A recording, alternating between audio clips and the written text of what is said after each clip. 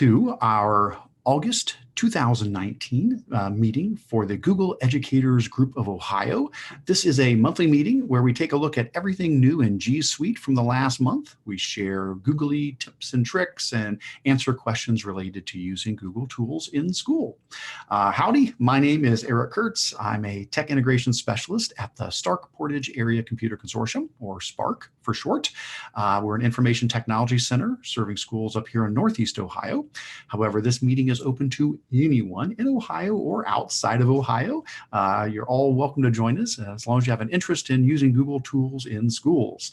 I am so thrilled today, though, that I am not hosting this on my own, but have two folks with me. I've got my co-host, Stephanie, and I'm going to give Stephanie a chance to introduce herself, and then we have a special guest with us after that. So, Stephanie, go ahead.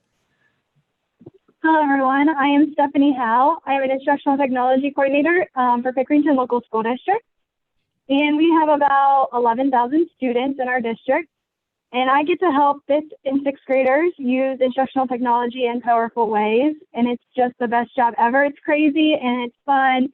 And I get to help, teachers and students and then principals, pretty much everybody that's in charge in the school use technology. And I'm so excited to bring on our special guest today, Jake Miller.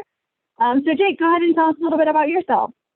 Yeah, I'm psyched to be here too. Thank you, Stephanie and Eric.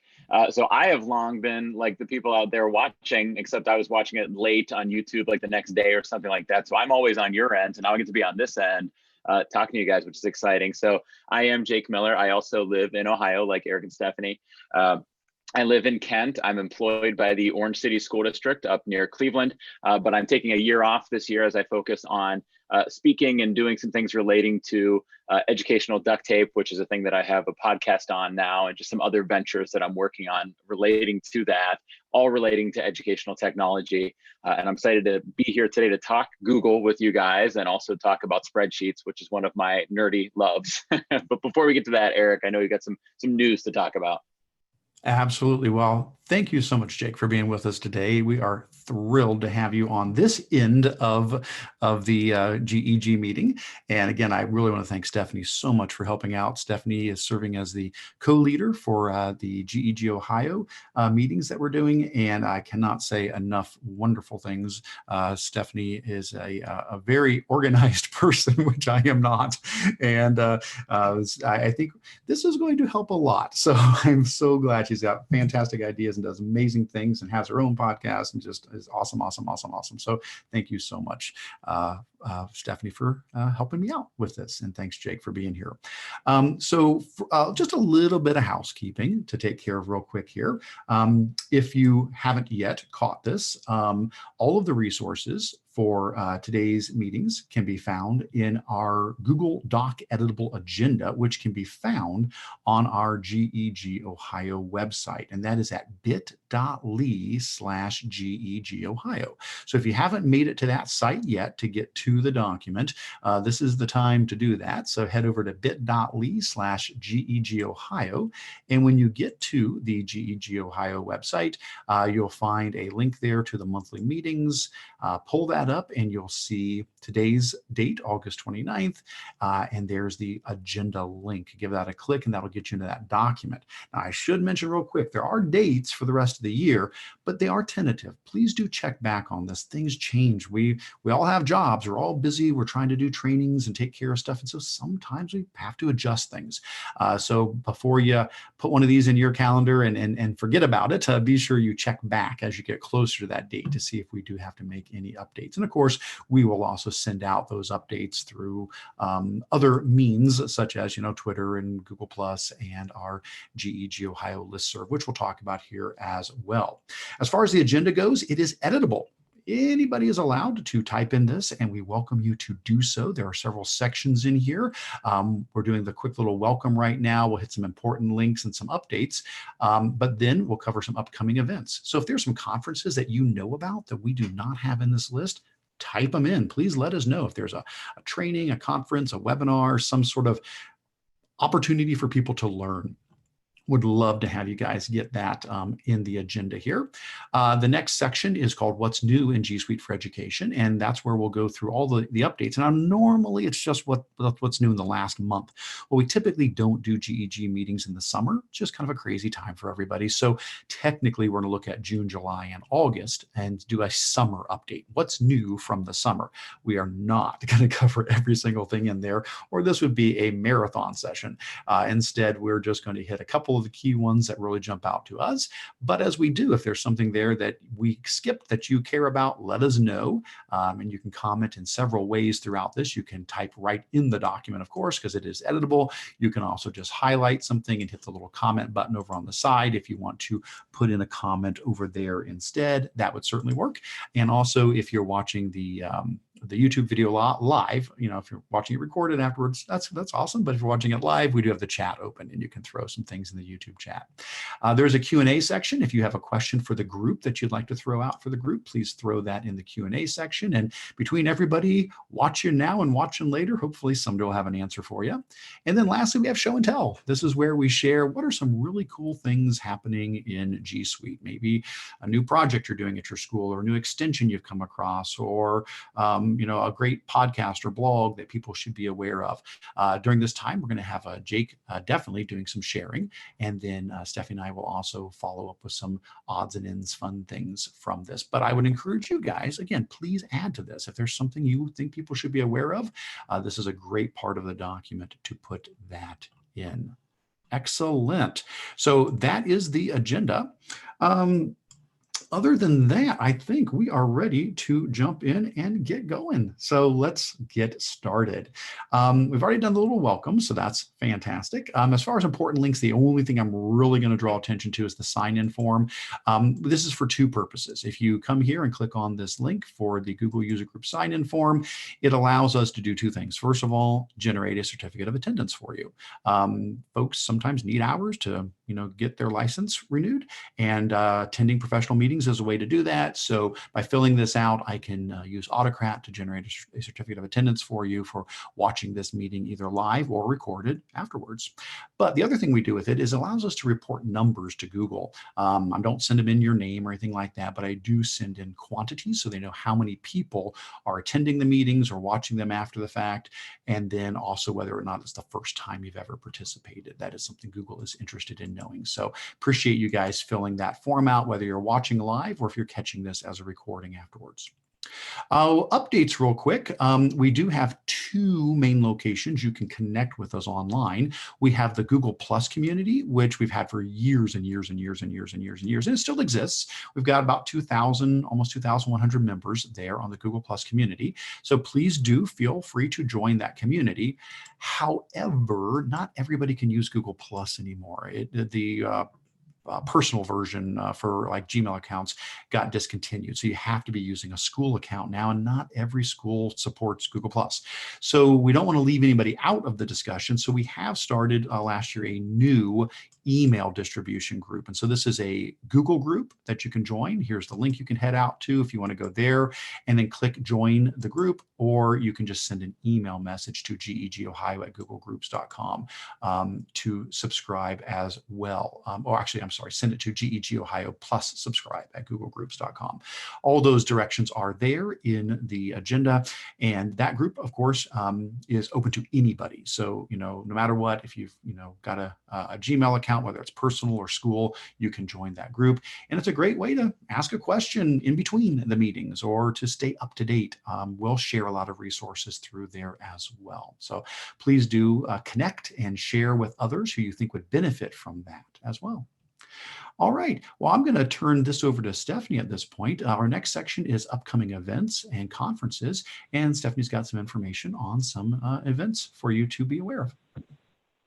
So the first conference that we have is the Future Ready Schools, and it is up at Kalahari Resort, and it is October 7th to the 8th. And this conference I went to last year. I think it will be a little bit different if you did go, but it takes 3 to 9 people from your district that can go, and it talks about best practices and how to empower teaching and learning. And there's different strands that everybody can go to. So there's like a teacher strand, a librarian strand, a tech leader strand, a coach's strand, a principal strand, and then you all kind of come back together as a team and you kind of talk about what you talked about, and there's a lot of collaboration within your team. And so if you have not became a Future Ready School, I highly encourage you to look into this. It's a great conference and a great program to be a part of. The next one is the Learn 21 conference, and this is on October 29th, and it is at the Ohio State University at the Ohio Union. And this one is based on educational technology. There's different breakout sessions that you can attend, and it's just a great conference that is in Central Ohio. The next one is the Learning and Innovators Conference. I've never gone to this one. I know Eric has gone in the past, and this is in November 5th. And it just talks about different innovative practices that you could be doing. And there's different, breakout sessions and sessions that you can attend to learn and grow more. And then the final one, or there's two more on the list, the Teach Better Conference is November 8th and 9th. Teach Better, if you have not heard of them, they are Ohio-based, and they are an amazing team. I think Jake Miller is actually presenting at this conference.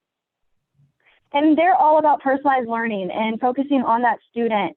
And there's some really good speakers at this conference, so I highly suggest this one in November. And then the final one is the OCALICON. This one is based on students with disabilities. So if you're a spec ed or you're looking to help that subgroup, this is another great conference to attend. That is fantastic. And I see somebody threw in a reminder, which we all need to be reminded of, that OETC, the call for presenters, is closing soon. It's due September 15th. And there's a link in there for that. I know I still need to get mine put in there. That is a good reminder. I've got it on my calendar. So I've got like a 2-week and a 1-week reminder before it, but it's good to get reminded again. So that is fantastic. Yes, OETC call for presenters. And it looks like we're also getting added in the Idea Stream Tech and Learning Conference. Yes, that is one that I've attended on and off for many years. It's always been an excellent conference. Looks like that's coming up in November. So if there's any other ones to add, people, please do go ahead and throw stuff in there. We appreciate being made aware of all these wonderful learning opportunities around us. Excellent. Oh, and there's even more coming in. All right, that's great. We have Neotech 2020. So yeah, that's excellent. Keep an eye on that list as it grows. All right, very good. Well, the next section of our meeting is usually one of the big chunks of the meeting. We tend to spend a good amount of time on this, and that's trying to look at what is new in G Suite for education. Google is a moving target. There's always new things coming out constantly. And that's what we love about them, is that Google's constantly innovating, but it also means, well, they're always changing. And so we have to keep learning and we have to keep up with it. And so what we try to do is keep an eye on some of the major Google blogs and the announcements and Twitter and things like that. And anytime something new gets announced, we throw it in this document that grows over the month, in this case over the summer, because we typically don't do meetings in the summer. So we do have June, July, and August here, but normally it'll just be whatever's new from the last month. Because there are so many things, we've gone through and we've bolded some that Stephanie and I both thought were the most critical, and your opinion may be different than ours. So if we skip something that you're interested in, please leave a comment in the doc or in the YouTube chat, and we can chat. We can dive into any one of these different things. But the idea is we're going to just kind of ping pong back and forth. Stephanie and I will take turns as we go through these. And Jake, please jump in on any of this. If there's something here that you've had experience with one of these new updates, or you've got an opinion on this or a thought about how it could be used, we would love to get your take on this as well. All right, so let's go ahead and get started with what's new from June. So there were several things that came out in June. One of the first one was that Google Docs got a new feature called Compare Documents. And I'm going to try to demonstrate this. What I did was I took this agenda we're in right now, and I made a copy of an earlier version of it, and I was going to see, I'll see if I can get it to work. You always, whenever you do it live, on camera, things don't always cooperate, but here's the idea. Basically, if you go into the tools menu for docs, you can now choose this option called Compare Documents. And what it does, it allows you to select a document to compare against the one that you're currently using. So if I come in here I should have recently, I just made a copy of this just a little bit ago, so it should be in there. Yep, here it is. And so I took an earlier version of this agenda document, and I'm going to go ahead and say, let's compare this document to that document. And I'll go ahead and hit compare. And the idea is it's going to look to see what is different between these two documents, and then it's going to generate a new document. And here it comes. Here's popping up the new document. And the new document is showing everything that changed from one document to the other. And so you can see as we look down through here, some things got deleted, some things got added. Now, yeah, this looks a lot like version history because it's basically, you know, doing a comparison between two things, which a lot of times we see when we do version history, but these do not have to be two documents that were the same. I mean, it could be. I mean, it could be like, hey, let's do a comparison of an early draft of a term paper and a later draft of it. And in one, you know, nice view, let's see very easily everything that changed in it. At the same time, it could be comparing a document to an original source to see, you know, plagiarism concerns or was anything borrowed heavily from a particular document. I think for the most part, though, we would probably see it something like, again, seeing growth in a student's writing from, you know, an early version to a later version. And yes, we absolutely can use version history, go in and click back through, but it's just so convenient to spit out this document that has it all there for you in one place to show that comparison. Yeah, Eric, I'm going to jump in here really quick. One thing that I was thinking about while you were saying that is, I know you have a blog post about how you could take the different parts of the version history and name them like first draft, second draft, rough draft, final draft, stuff like that. But one problem the teachers have had is when they go and put student work up on like a digital portfolio, they're really just showing the final version. So the nice thing here is we can copy out those old revisions from the version history and then use this to actually show the changes. So instead of seeing a clean document of the rough draft and a clean document of the final draft, we're seeing actually what changed between them. So the teacher can go, oh, I see you cleaned up your punctuation issues or whatever issues it might have been. So a lot of promise in the language arts classroom, I think. Yep, and that's perfect, and that's exactly what I did with this document.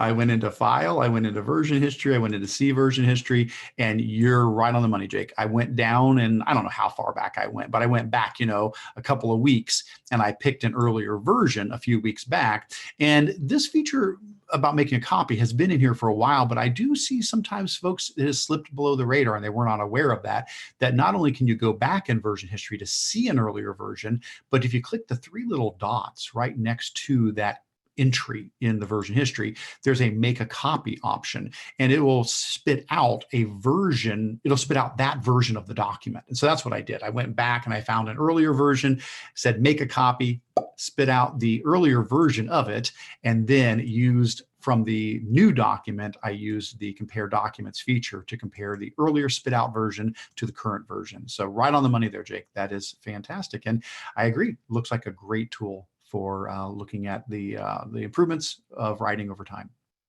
All right, Stephanie, what do you have next here? So the next one on the list is Rubrics, and this is in beta. So our district does have this. We were signed up for the beta rollout. So if you are not, make sure you try to sign up for it because it's really cool. So once you're in Google Classroom and you go to an assignment, you have to create an assignment. You can't just use an announcement or anything like that. You have to actually have like an actual assignment. And you're going to have to name it first, I believe. And then the Create Rubrics will pop up and you just click it. And once you click it, you can design your own rubric to use. And I know my ELA teachers were super excited for this because a lot of times with writing or with standards-based grading, they need a rubric rather than just giving a grade out. Plus, it provides more feedback for the student. And some things with this is not right now, but they're hoping to eventually, Google is having you share the rubric. So right now, you can't really share the rubric with other teachers. They would have to type in those comments or the actual rubric itself. But eventually, Google hopes to get the more collaborative piece going. So that is on their radar. It's just not right now. Excellent. And I did go ahead and pull that up on my screen. I was playing with it earlier, and you're right on the money with all that. Here's an example of a rubric that I built for a document that I was grading, just a pretend document there. And when the student then opens up the graded document or the graded assignment in Classroom, they will also see the rubric there with all the different values colored in as to how they were graded for that. It is still pretty early on. You're right. It's pretty basic right now. You know, basically typing in, you know, creating the rubric, and then when you go to grade. So if I go in, I know I've already graded this one, but if I go in to grade it, I get a little rubrics button over here on the right-hand side, and that opens up the rubric that I've created, and I can just click in the boxes to select what value I want to apply to each of the different criteria, and you know that will then create a rubric grade to go along with that. I'm very excited to see where this goes, because there are a lot of other rubric tools out there.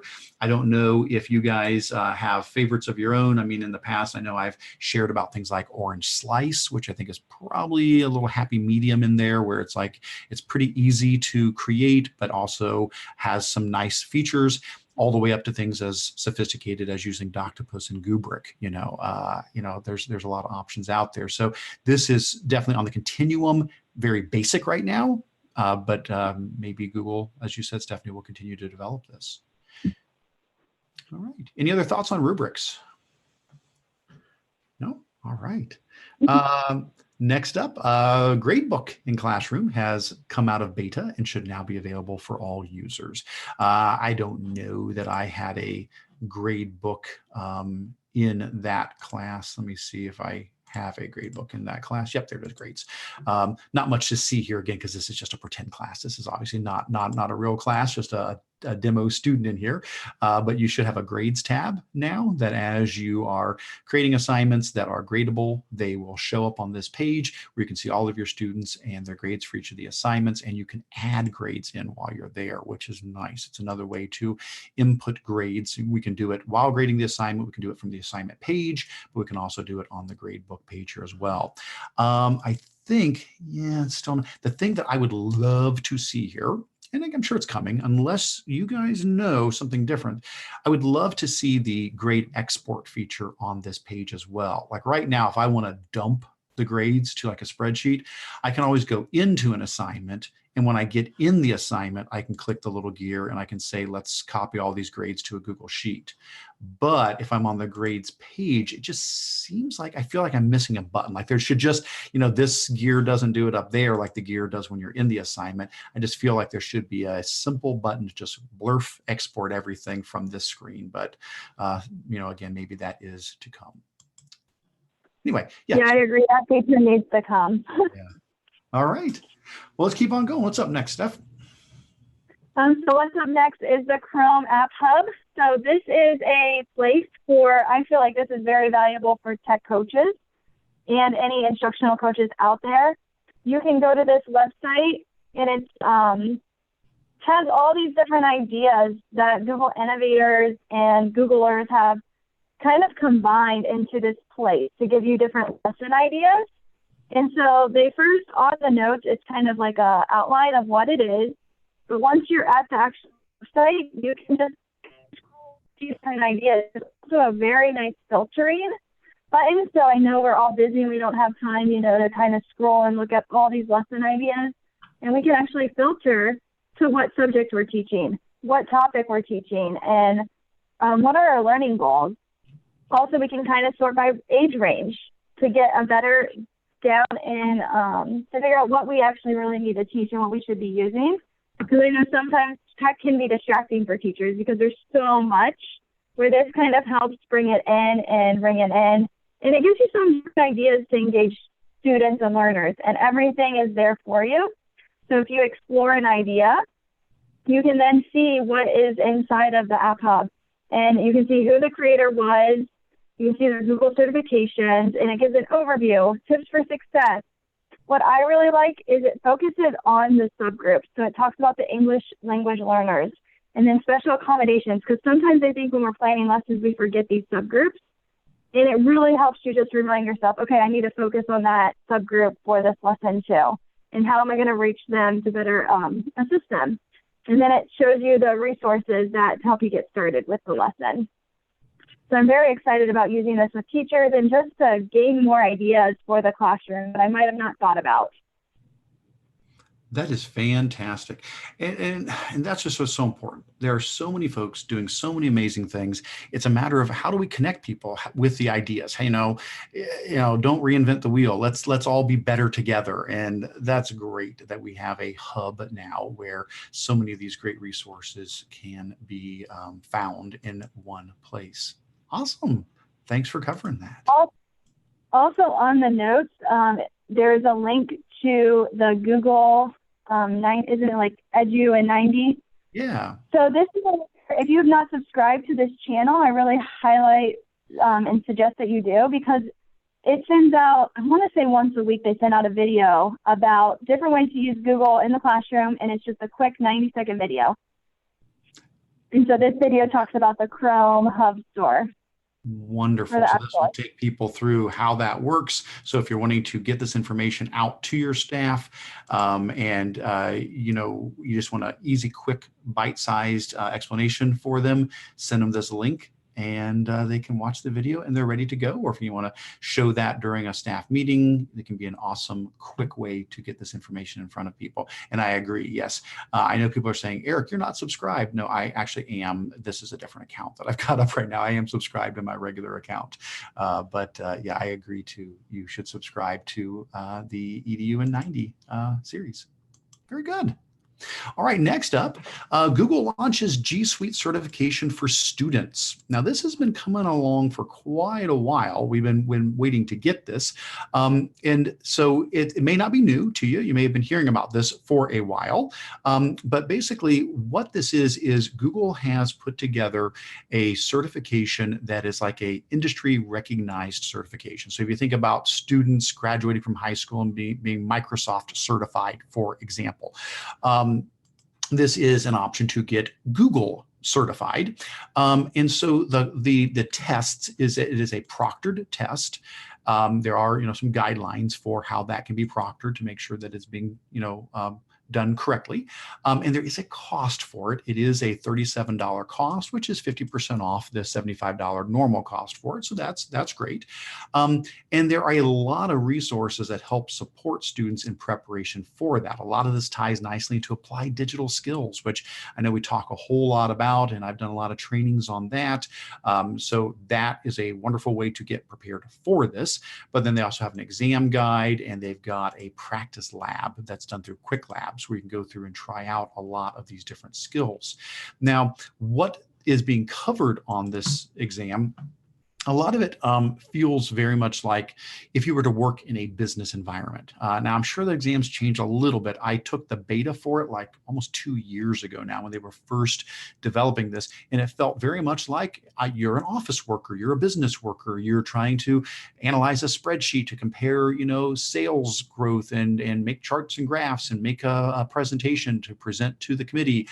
So it's a lot of skills that would be very beneficial for somebody trying to get into the workforce.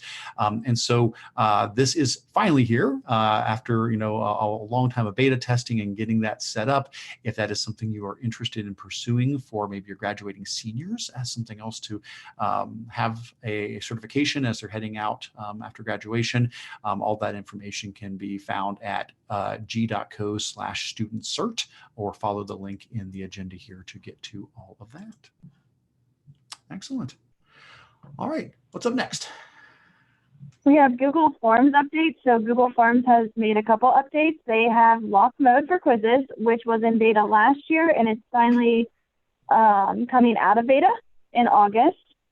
And so students would be locked down to their Google form, and they were unable, to search the web for answers and get different questions that way. And so this is going to be huge for, if you're trying to make a test or some type of form for students, and you just, create a Google form just like normal.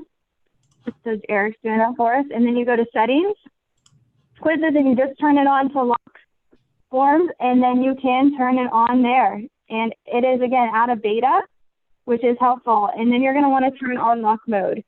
So once you do that, students will be in that Google form and they will be unable to open up another tab or search for a answer that way. The one issue that a lot of my teachers are having is the students with disabilities needing that read to. And Text Help actually kind of partnered with Google, and it is available.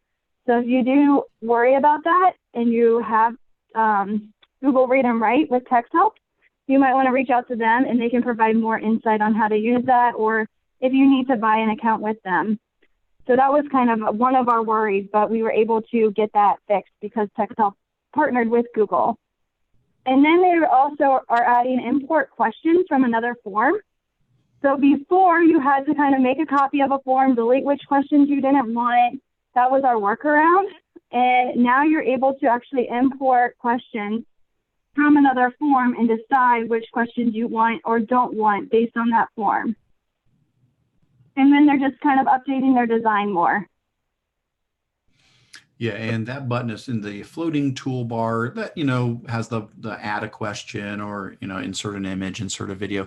There's a little button that looks like an arrow pointing at a page. It says import questions, and you can click that and it will let you select the form that has the original questions on it that you then want to pick the ones you want to pull into this one.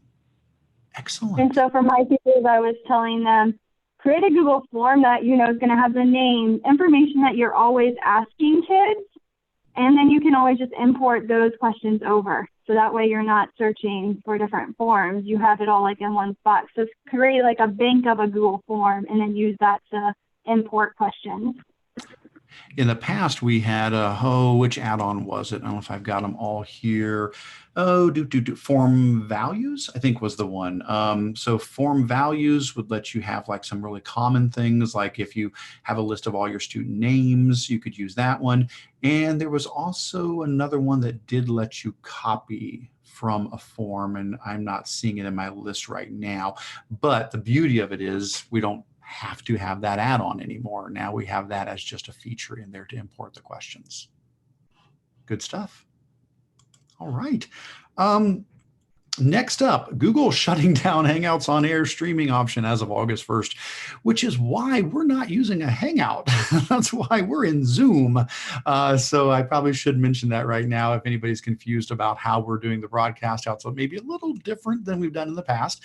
For years and years and years and years, I've used Hangouts on Air to stream all of these meetings and my webinars and everything like that. Well, we can't. It's gone. So unfortunately, that got shut down. And I get it. I know Google does, end things every now and then, and some of them I've been kind of, I can understand why that might be going away. This one hurt. This was one that I protested greatly about, but apparently not enough. So as it is right now, if you want to use Hangouts to do what we used to do, really the only way to do it is with what they call G Suite for Education Enterprise version, which is the paid version of G Suite for Education that does allow for recording of Hangouts and broadcasting and things like that. So now just the regular old Hangouts is just to, chat with somebody else and not actually record it. So my solution to that for now anyway is using Zoom, Z-O-O-M. I asked a bunch of people and said, what do you suggest? Hey, if somebody's listening and you got some other ideas, please feel free to send them my way. I'm sure I'm not the only person who is facing this issue, trying to decide what's the best replacement for Hangouts on Air, because it did two wonderful things. It broadcast the Hangout live to as many people as wanted to watch it. So, you could have thousands of people watching the Hangout, and it recorded it live for you as well, so that later on, you could people could watch it after the fact. Zoom does that. There's a free version and a paid version. I am using the paid version of it to be able to get those features in there. If there are other options people would suggest, let us know. But for now, I've been very pleased with it. It seems like a really nice product. It's just unfortunate that Google no longer is supporting that. So if you've used Hangouts on Air in the past and didn't know about this, I don't want you to get caught off guard when suddenly you're like, oh, hey, we can just do that. No, not necessarily anymore. So that one was a little sad, but that is why we're using Zoom now. And if things don't work well, please forgive us. We are figuring out this new system. So bear with us as we work through learning a new tool. All right. Anybody, any comments on that? I know we've got some other folks who've been Zoom users. Stephanie, you've used Zoom in the past, right? Yeah, I've used Zoom in the past. I mean, I love Google, so Hangouts was my first option. But now that it's gone, we have to find another workaround. So I'm hoping they come up with something better so I don't have to buy the Google Enterprise. Right. It looks like the next option we already talked about. It must have just shown up as a second blog post. So Stephanie, do you want to jump down? What would be our next one? You want to talk about the transformation reports? Yeah, so the transformation reports are out, and it is in the Google Admin Console. I do not have access to our Google Admin Console. I don't know if you're able to show it here because I don't know if you do. Yeah, I do. Sure. But what you're able to do is you can now kind of track how schools and students are implementing the G Suite tools. So how many students are using forms, how many students are using sheets, slides, drawings, sites, docs, all the Google G Suite tools. And then you're also able to go down to the 21st century educational skills. It breaks it into those 4 C's. So we've got collaboration, communication, creativity, creative thinking, or critical thinking. And we're able to see, how the students are using these different tools, because our board, and I'm sure everybody else's, love to see that data in those bar graphs of how students are using these tools. And so it's kind of a nice way to see it, a different point where it's actually talking about the 21st century skills. Right. And so if you decide to do this, there is I think there's still a link in the article to sign up for the tool and to be notified when it's available for you. It is a combination of a couple of things. It does use data that's already in your admin console, because your admin console does track all sorts of reports. There's tons of reports in there where you can see usage over time. So it does tap into that. But it does have one other piece to it. It actually has a survey. And so there is a survey that goes out to your users, and they then fill that out, and that helps feed a lot of this other stuff on where are they at now, where are they at semester break, where are they at the end of the year, into some of those other areas like you're talking about, the 4 C's and things like that. So really great option for a school that's wanting to step back and say, okay, let's get some data on, well, how are we doing here? What difference is G Suite making with our students and with our teachers? I don't know anybody who's tried it out yet. If somebody has, I'd love to hear how it went.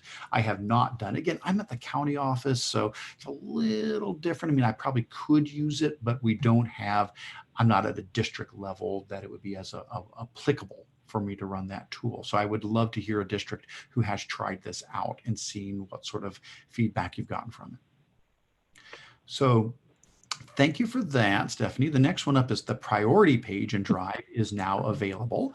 And basically, if I pull up Drive, we now have a new button here at the top left called Priority. And basically, Priority, it's going to use some artificial intelligence to try to decide what are some things that you probably need access to, things that you use frequently, and try to get those, ready for you quickly, so you don't have to hunt for them so much and be like, oh yeah, that's exactly it. Here's, from the tech conference we just did, here's the sign-in sheet from that. I was just using that. Oh, here's our agenda, from today. It says you often open this around this time because I've been working on this agenda for the last couple of months. It's like, yeah, you're in this doc a lot. I bet you could use this doc, Eric. But in addition to using that AI to help sort of suggest what documents you might be looking for, it also has this area below called workspaces. And what it does, it just gives you one more place to keep things organized. So I could say, I want to create a workspace here. Just make a test space here. And then in that workspace, I can now start adding files to this workspace, 25 files here. And you could say, well, Eric, couldn't you just do this with a folder? Yeah, but the beauty is these don't have to be in the same folder. These can be files from, wherever. You can just have all these files that are somehow related together that you need to be working on and have them all in a workspace. Now, I have not used this myself, so can't give you like an opinion on what I think the value is of it. If anybody here has, it would be great to hear. It has just recently become available, so I've seen the suggestions up here, but I have not worked on doing a workspace yet. I still have just been living in folders, making a folder for any projects that I work on. But that is the priority. So I use the workspace. Eric, you know how organized I am. And Oh it's my actually gosh, really helped. you intimidate me, I tell you, in a good way. In a good way. I don't know if you've ever used the extension Toby.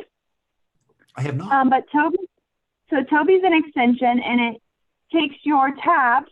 So like Eric, right now has multiple tabs open, which is driving me crazy. But you take those tabs and you put them into like categories on this extension. And so that kind of reminded me of what this priority drive / workspace looked like. And so you take your favorite activities. So like I'm always leading professional development in my district. So I have one that's just professional development, and I have everything that needs to be in that area. So that way I can quickly click and add any information to those presentations quickly. I also could see this for teachers, like a Monday, Tuesday, Wednesday, Thursday, Friday. And then you put all the work that you need for Monday, all the work you need for Tuesday, Wednesday, Thursday, Friday. And then as you're done, you just unclick and you take it out of that area. Because a lot of my teachers have folders, but then finding it sometimes takes some time because they're like, where did I put that work that I need for this day? And so I can see it being a time saver. Right now, it's kind of a lot of clicks. So I think they could get it down to fewer clicks. It would be a lot better of a workflow. But it is, I think, will help with organization. That is great. Thank you so much for having that additional insight to share on that.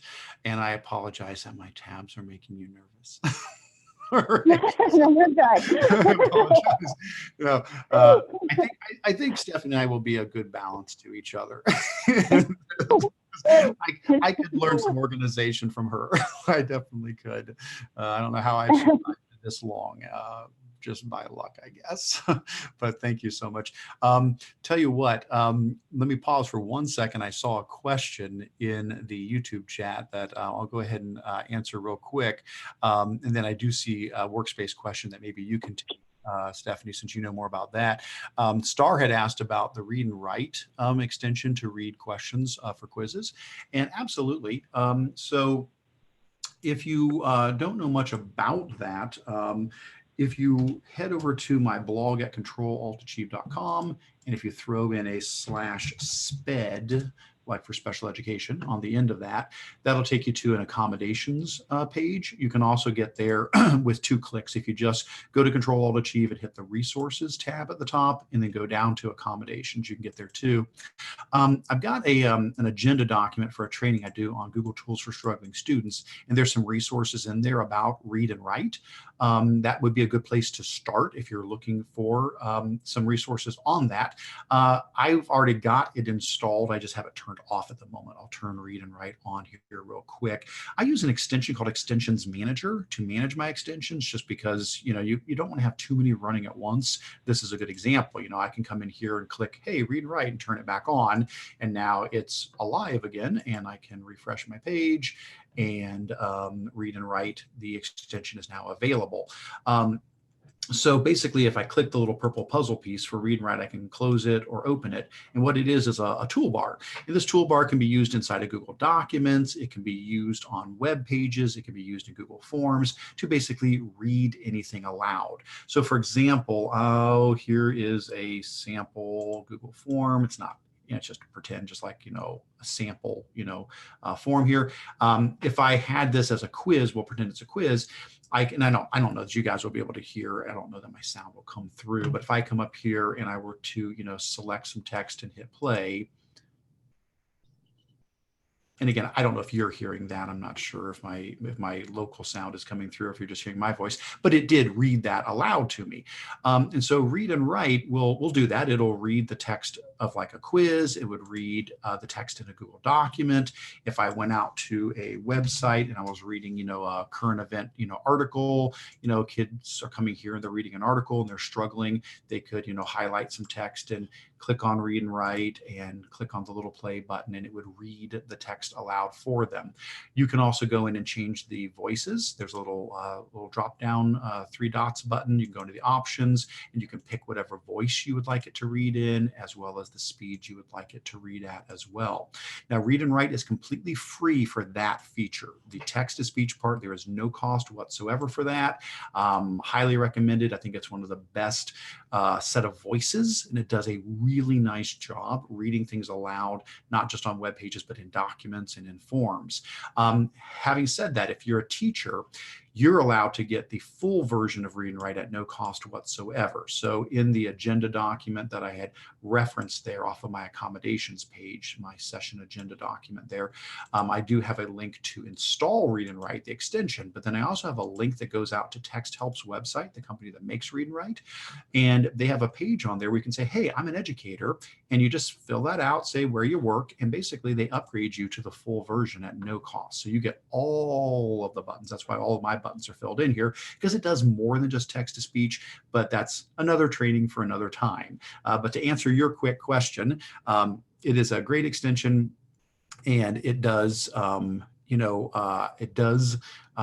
read aloud. And then when you are doing a quiz in locked mode, it is one of those things, like Stephanie had mentioned, that they've worked with Google to allow this to still run when you're in locked mode, because the idea of locked mode is we want to, not allow students to jump to another page. We also wouldn't want them to maybe bring up an extension like Google Dictionary to let them define a word or something like that.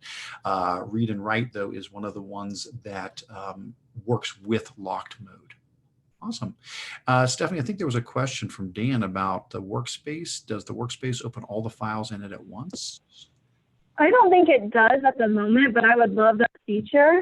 I was trying to play with it, and I don't think there was a button that allowed me to do that. All right. Says I can hide the workspace, I can remove it, and I can rename it, but it does not look like you can open it all at once. All right. Well, looks like we have 3 more updates left. I think, Tag, you're it, Stephanie, on Originality Reports. Yeah, so this next one I haven't played with a whole lot because I think it just came out right on August 14th, and we've been dealing with back to school craziness. Yes. I'm sure everybody else has too. Yes. But this looks really cool. I had a lot of teachers, come to me last year and they're like, my students are, they're using plagiarism. How do I catch them?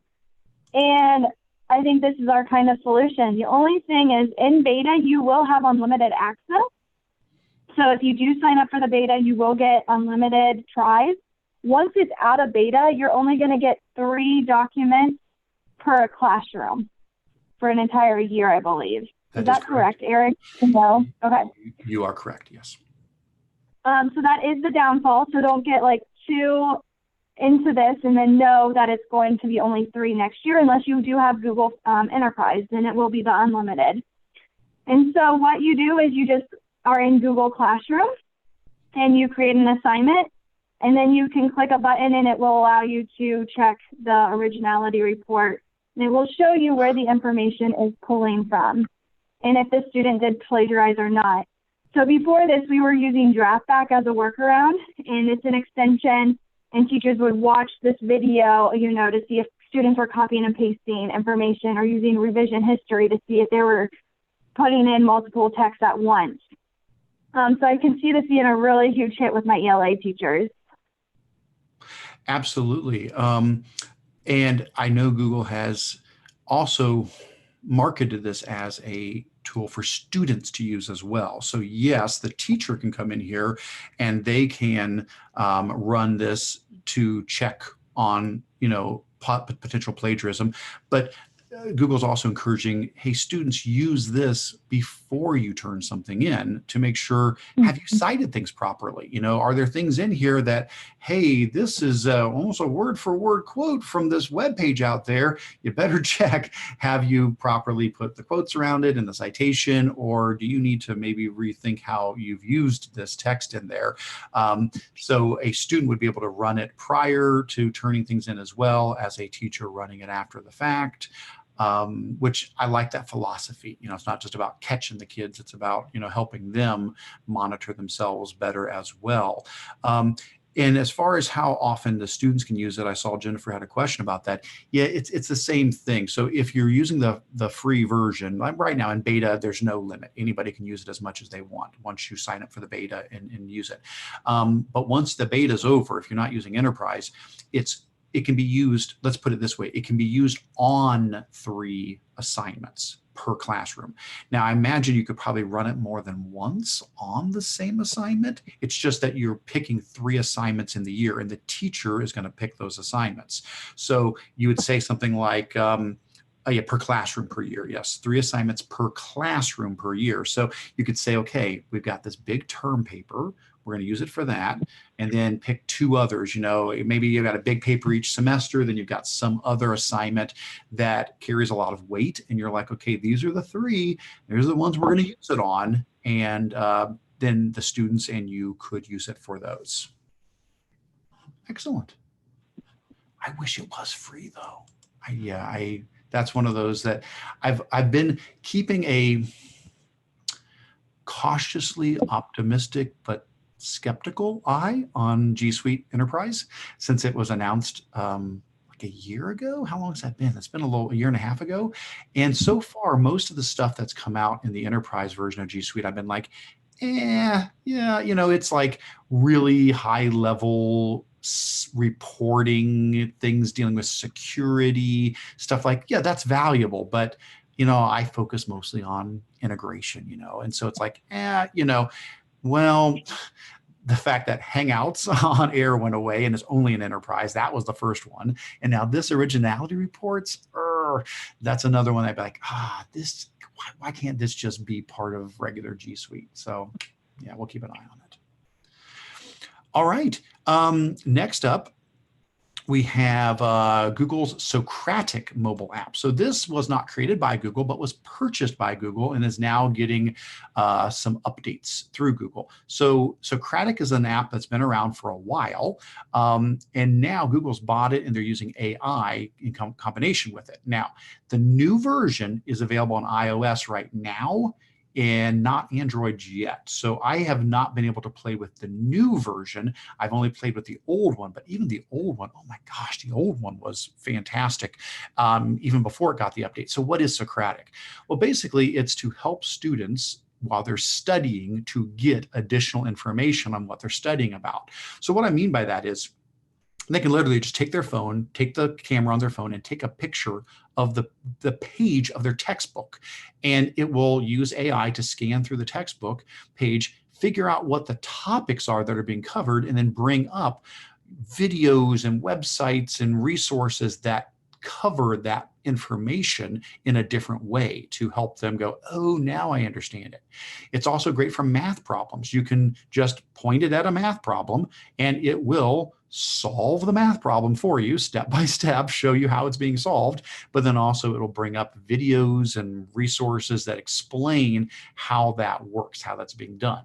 Now, the old version did that. It definitely did that. And the old version lets you type in like topics you were interested in, and it would search for resources for you. The new one, though, is allowing you to do the, hey, let's take a picture of a web page or of a textbook page. And also it has this new topic index thing where you can just browse through and pick any topic and start drilling down. And they've got over 1,000 different topics where they've got subject guides to help you through that. Now, this is certainly going to open up some concerns. I get it when somebody says, you know, oh my gosh, you know, you could just point this at a math equation. Yeah, I've done it. You can handwrite it out, take a picture of it, and it solves it step by step and shows you how to do it. It's not the first tool to do that. Others have done it. So yes, teachers need a heads up that this tool will be in students' hands, but it's also going to be let's have good discussions about how can you use this properly and not, abuse it and just use it to, do your work, but how can we use this as a tool to assist us as well.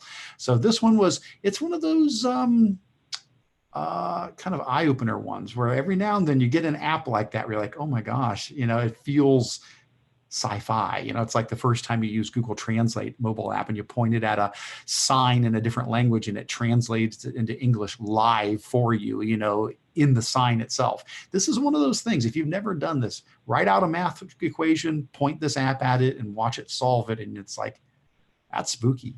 So wanted to highlight that one.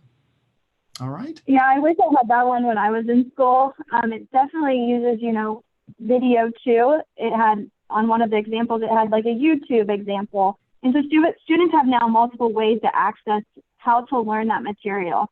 They can see an example, they can see it solved step by step, or they could see a YouTube video. And another thing that they were doing was with vocabulary. I know a lot of my students, they struggle with knowing the vocabulary words. So using that to help them understand different vocabulary words that goes along with the curriculum. Excellent. Very good. I'm closing out of some of my tabs to reduce Stephanie's anxiety here. Thank you. The next one is Google Go App. And so I have a Google Pixel, and so I've been using, the Google Lens. And this is just a great way for, if you're traveling, it will translate, different words. It takes a sign and it will translate it to that language that you need it to translate to. I know with the Google Lens, there was like a couple times where I saw a couple shoes that I really liked. You can take a picture of them and it pops up where you can find them and buy them. So very cool app that you could download on your phone. I think it's only available for Android. Is that correct? You are correct. This one at the moment is just Android, but I'm hoping, it'll also be iOS eventually. I tried this one out too. I know originally the history behind this app. It was really not developed with all of this so much in mind as it was developed for places in the world, maybe some countries, maybe some impoverished areas where Wi-Fi wasn't strong, where cell signals weren't strong. And it was meant to be like a light version of Google search where a lot of the heavy lifting was done on the device and would use, connectivity as little as possible. But it's kind of grown since then, and now it's available to everybody. And the thing that I've been using it for, and I've really loved this, is the text-to-speech feature of it. Now, I know we just talked about read and write with text-to-speech. Well, if you open up Google Go and you just run a search for whatever page it brings up, it has a little play button right at the bottom, and you just click the play button and it reads the page to you. And not that there's not other tools that can do that, but it's so easy. And so I've been finding myself going to it a lot. So if you're looking for assistive technology help, or if you're just like me and you're busy and you're traveling and whatever, I typically use Pocket to have things read aloud when I'm traveling. I'll save things to the Pocket app because Pocket has a text-to-speech, tool, which is great. I love that. But now this is just another option. I can just pull Google Go up, throw something in real quick, and whatever it brings up, I can just hit the play button and it reads it aloud to me, and it does a really good job. It's real quick and easy. So just another one to consider for assistive tech, but also for all of us who are busy in our lives. All right. Stephanie, I think we did it. I think we got through 3 months of content. Now, we obviously skipped over a bunch of things. We would encourage you at your own time, please do feel free to click on the other resource links in those sections. We're going to move on to Q&A and show and tell now. But if there was something we did not cover, it doesn't mean it wasn't valuable. It just meant that for the sake of the time we have together, we tried to pick the ones that we thought would have the most impact on educators. But definitely do check through the other updates from June, July, and August if there's something you want to stay in the loop on. So what we're going to do now is we're going to move on to Q&A and show and tell. Q&A is a chance if you guys have any questions for the group. Now, Stephanie, I know this first question you're intimately connected to because it was from you and answered by you. So why don't you go ahead and chat about the first question here? So a lot of my teachers, they like to create, contacts, but it's time consuming. So they like to add all their parents into a label on Google Contacts. And a lot of my teachers were doing that just fine. And then I had one teacher that was created a contact, and for that contact, she had 3 different people under that one contact. It was the mom, the stepmom, the dad. And so when she was sending an email to that label, it was only pulling that first contact. And it was really, really annoying, and we could not figure it out. And then finally I went to another teacher and I was like, I don't know how to fix this. And she was like, oh, you just do this. So when you're in Gmail, you just click that to button and all of your contacts come up for that group. And so I made a video of how to do that if you're not familiar with it. And it was just really helpful because all my teachers, they've been using those groups because they like to send out parent newsletters or any updates like, hey, the room's really cold today, so bring a coat. Or, hey, we're going to be needing a packed lunch today. So they like to send those quick emails to those contact groups. But for some reason, when it was under one contact person, it was only sending to that first contact. So I was like, well, next year, just do 3 different ones. For now, we're going to export and just get the spreadsheet and we're going to copy and paste. But this was the actual answer that we were able to find. So I hope it helps somebody else that was dealing with that. Also, if your teachers do create contact groups, they can export and then import those groups. So then teachers only have to type their homeroom. Like on our school district, we've got teachers, they're in teams of 3. So they've got a math teacher, they've got a science social studies teacher, and they have an ELA teacher. And so one of the teachers will put their homeroom in, and then they just share all of those contacts together with the 3 different groups and save a lot of time that way. I have another teacher that does a Google form where the parents fill out a Google form with all their information because our Infinite Campus is not always up to date with the information.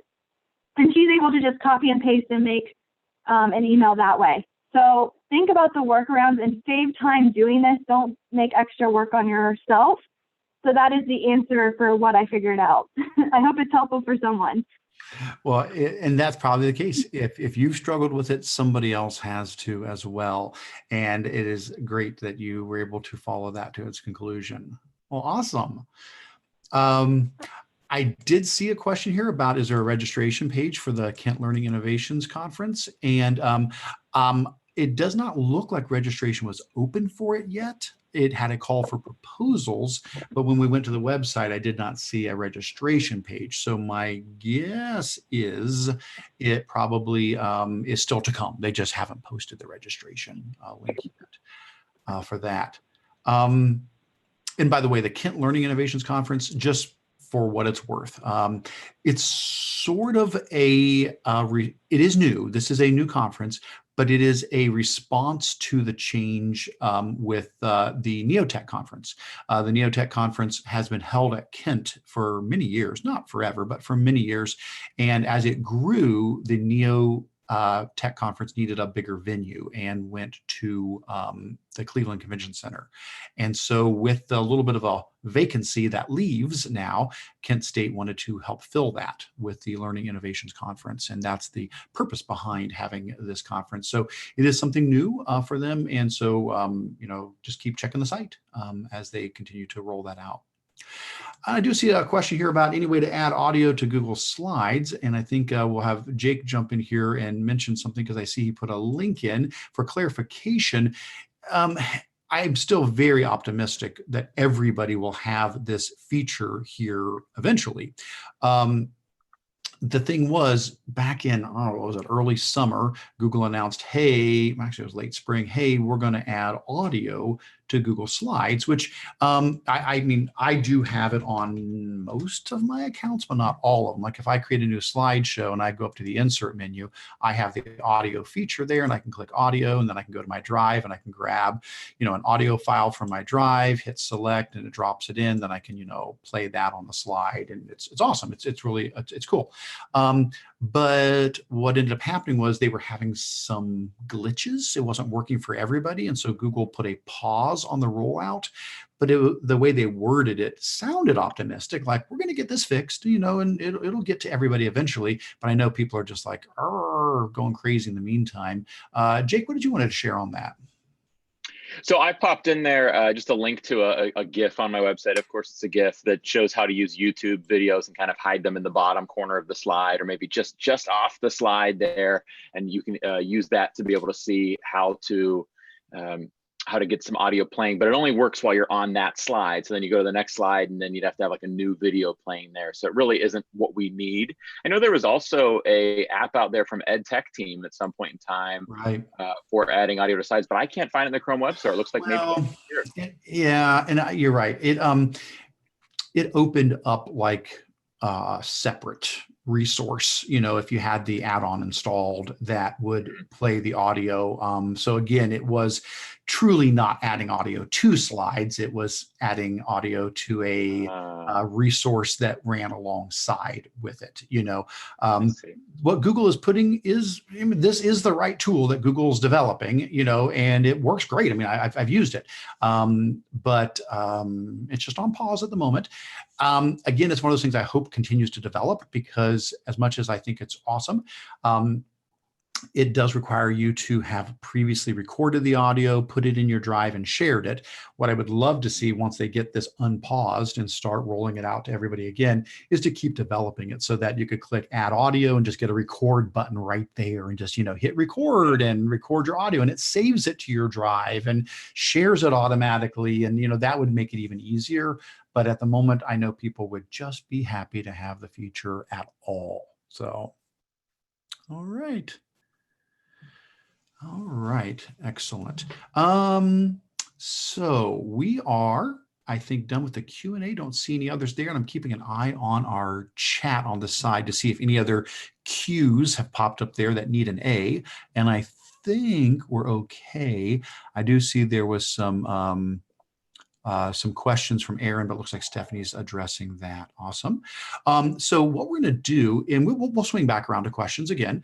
So please keep on. If you guys have more questions, just throw them in the Q&A section, throw them in the chat.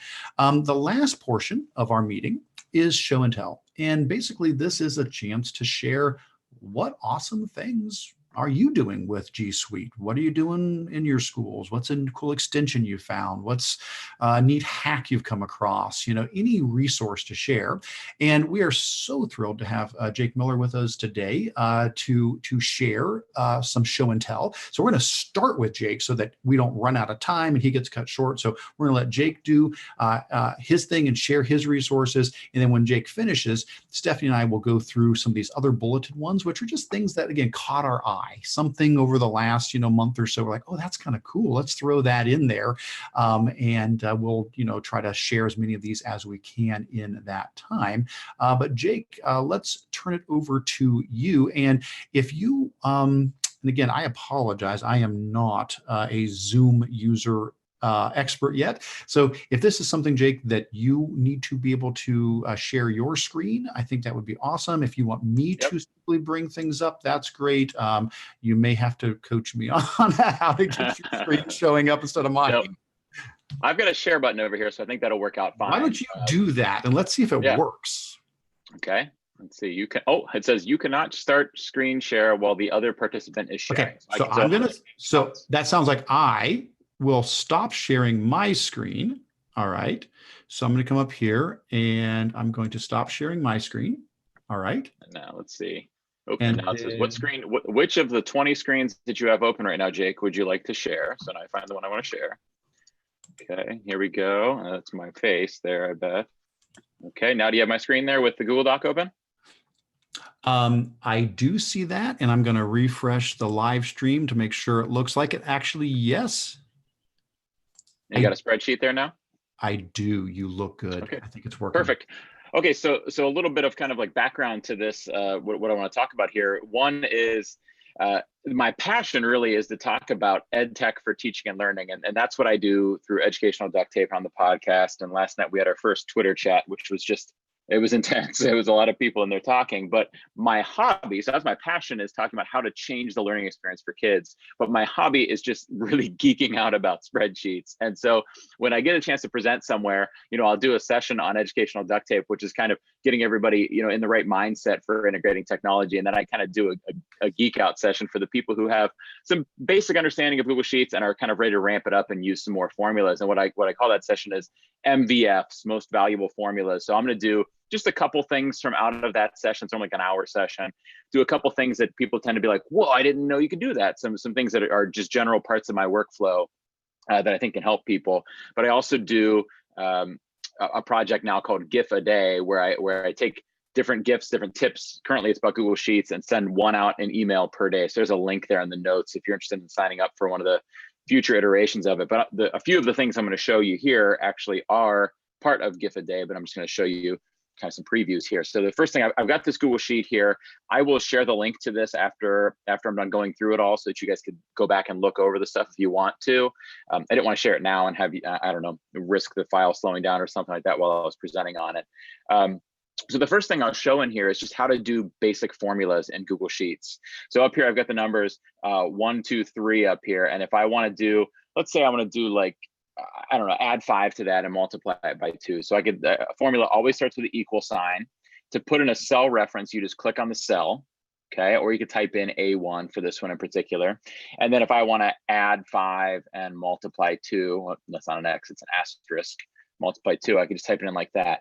Now, one thing to know here is Google Sheets does follow order of operations here. So if it added 5 and then multiplied by 2, I should get 12, if my math is correct there. What I expect to get here is 11, because I'm telling it to follow order of operations. So it should do that multiplication first. So if I hit enter, let's see. Oh, didn't give me oh, there it is, 11. Okay, so as expected, it did the multiplication first and then the addition. So that's a nice thing for math teachers to be able to talk about with their kids. Now, one thing that I show whenever I do this this MVF session, or when I do the GIF a day GIFs, one of the things in there is how to fill down. Most people know that if you grab this little box, I call it the fill down box, I don't know what its official name is, and pull it down, it'll bring that pattern or that data or that information down into those other cells you're highlighting. So it's going to bring it down to this row and this row. And notice that it smartly, intelligently says, I'm betting this time you want A2, not A1. And I'm betting this time you want A3, not A1. So it updates it to go down there. So here it's doing 3. Added on to 5 times 2, which is 10. So it brings it down. Now, most people know that about Sheets. The thing that most people don't know is if I double click on this, it'll fill that formula down or whatever's in that cell down for as long as there's some data or something adjacent to it. So if I double click, click, it fills it down all the way to here, which obviously going down 2 cells, I don't really need help doing that. But if this is a large sheet of data, that could really add on, a little time saver for you there. So it goes down to the 3 because that's the last spot where I have data in there. So if I had data here and here and here, it would also pull it down into those. Okay, so 2 fill down options. One is to pull the fill down box down. The other is to double click it and it'll kind of automatically go down if there's stuff in there to have it go down into. Now, while on the topic of fill down, I want to show there's 2 different ways that fill down works. One is if you just have one thing and you pull it down, what it's going to do is just copy that value into all of those cells. So this is nice if you want certain row labels or column labels to be in each of those spots, because you can also go left to right with it too. And it's going to copy that exact thing in there. Now, if you highlight a pattern and then pull it down, it will take that series down. So now if I take this down, now if I take this down here with them both highlighted, it's going to give me 3 and 4 because it's going to continue that pattern. It'll also actually, if instead of 1, 2 in here, if I had 1, 5, 9, so it's going up by 4. If I highlight that and pull it down, it's going to continue adding by 4. So it's intelligent in the way that it pulls down. It works with a lot of other stuff too. Like if I put in Sunday and Monday and then highlight them both and pull that down, you'll see it continue that pattern down. It'll actually loop too and do consecutive days. It does a lot of other stuff, not just the days of the week. It does the months, it does dates intelligently. If I put in the dates in August, it's going to flip at the end of August to September dates. The fill down feature is really nice in Google Sheets. That's basic formulas and that's fill down. So let's jump now to kind of combining formulas. So there's a lot of formulas just built into Google Sheets. So for example, I have this list of fake student heights here. And let's say I want to find out who the tallest one is. It would probably be my kid, because my kids are all trees, thanks to me. So if I want to do that, I would use the max formula. And I could say max of this data here. Okay. So from A2 to A19, and I hit enter, and it's going to find me that maximum number. Now it's intelligent in how it updates. So if I go in here and I change this 36-inch kid to being 51 inches, which that kid would love, I'm sure, it automatically changes that piece of data right there to be 51. If I want to do the shortest kid, it's equals min, and then the same thing.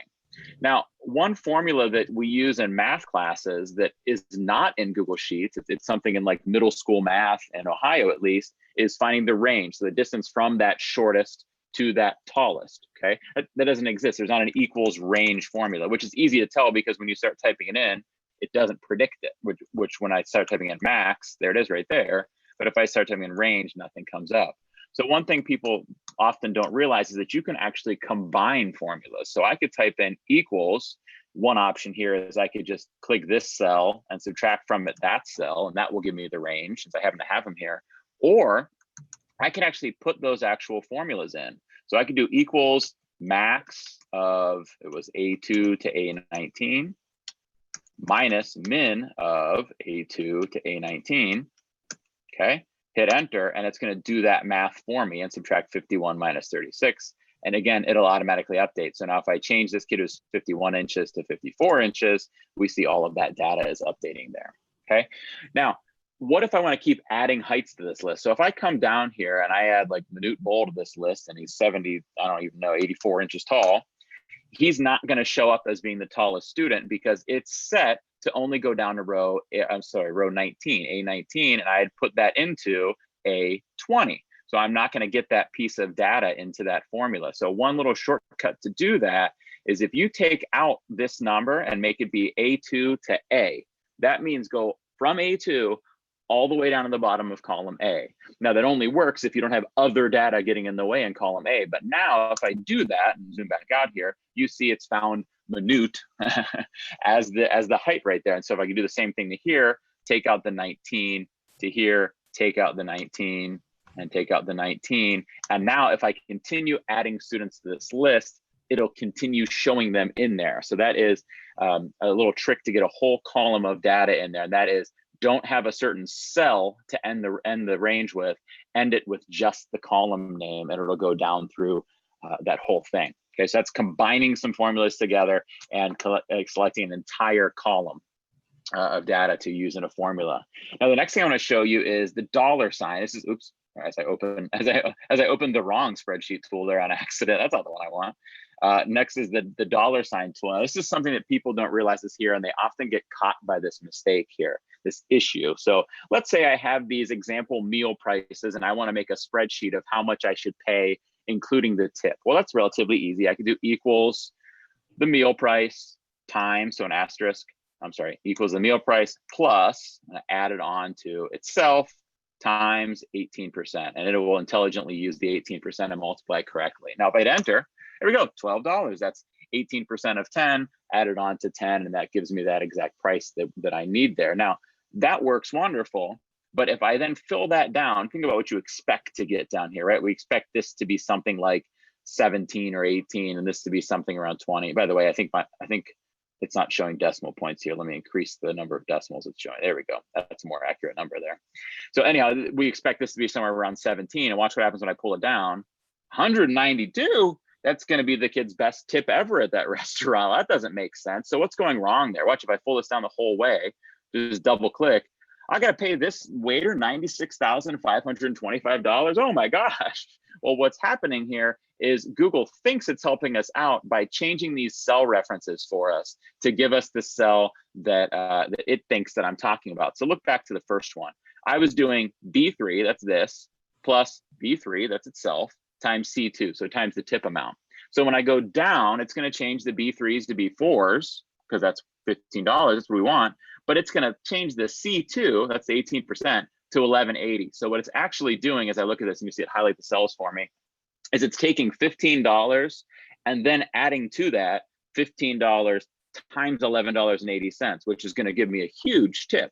Okay. And then here, it's going to do it not just with that, but it's going to use 192 as the part of that multiplication problem. This is Jerry Seinfeld level tips. I don't know if you ever heard him talk about tips, but he says, you got to tip like you're a celebrity. So anyhow, I don't tip that way. So I need to fix this. And the way to fix this is using the $sign. What the $sign does in a formula is it locks a certain part of the formula. Well, I want, as I fill this down, I want the B3 to become B4. So I don't need to lock that. And I want the B3 here to become B4 because I'm moving down a row. However, I want to stick this with C2, that 18%. So if I stick a $sign in here, it's not going to change my answer. But now watch when I fill it down. That makes sense more. And see, now when I look at these formulas, you see that it changed to B4 as I wanted to, but it locked it into C2. Now I could put the $sign also in front of the C, but in this situation, because I'm going down a column, it doesn't matter. It locks that 2 is the thing that I really care about. Now, a shortcut to doing that, what people in spreadsheet careers typically do is instead of doing that, they'll also actually just quickly put in the $signs using a keyboard shortcut, which is F4. So watch, if I click F4 on my computer, it automatically puts those $signs in there. Now, it puts them in front of the C as well, which I don't need it in front of the C, but it's going to work just fine in front of the C. Okay, and then fill in those formulas correctly for me as I pull it down. I've just got to be careful. If I did put the $signs in for B3, then I'm going to keep selecting tip amounts based off of a $10 meal, which my meal is not $10 here, it's 15, and not 10 here, it's 20, and not 10 here, it's 25. So you got to be careful about where you put those $signs in, and that'll get those formulas to calculate correctly. Okay, as we move in education to being data collectors and data analyzers about our students, we need to be able to kind of proficiently use certain things in Google Sheets. That's why I enjoy telling teachers about them. I'm going to show you one more thing, which is the formula import range, because it's the thing that people ask me about the most when they hear that I am relatively good with spreadsheets. And that's, how can I bring in stuff from one spreadsheet to another spreadsheet? Like I have this list of data about our whole school, and I want to get in data about each of our individual students. How can I do that? Well, one simple way is the import range formula. So if I want from this spreadsheet over here to pull this student list into this spreadsheet that I'm in here, I could use the import range formula. So the way it works is equals import range. Okay, there's the formula, and it shows me in the parentheses, you need two things. You need the URL to that spreadsheet, and you need a range string to tell me what part of the spreadsheet you want, which allows me to then ignore certain parts of the spreadsheet. Okay, so I'm going to come over here and get that URL. Okay, so that's the URL for the spreadsheet I'm taking data from. And then in here, I'm going to put it in. Now it's got to be in quotation marks. So there it is in quotation marks. Okay, so I have import range, and then in quotation marks, the URL to that other spreadsheet I'm getting stuff from here. Okay, and then comma, and I've got to tell it what area I want. You can see the formatting here. So it's got to be in quotation marks, and I got to figure out what was the name of that sheet. Okay, it's sheet 1. Okay, so I jump back over here. So sheet, I need to zoom out so I could see the formatting here because I always forget. Sheet 1, and then an exclamation point. Don't ask me why. And then A1 to whatever I want. Let's say I want C15, and it's going to bring in everything in that range. I close the quotation marks, I close the parentheses, and I hit enter. Now you'll see it won't pop up. Oh, actually, it did pop up automatically. Sometimes it doesn't pop up automatically, and the reason for that is it's going to ask you for permission first. For whatever reason, it could tell in this situation that I have permission to pull that data in. Okay.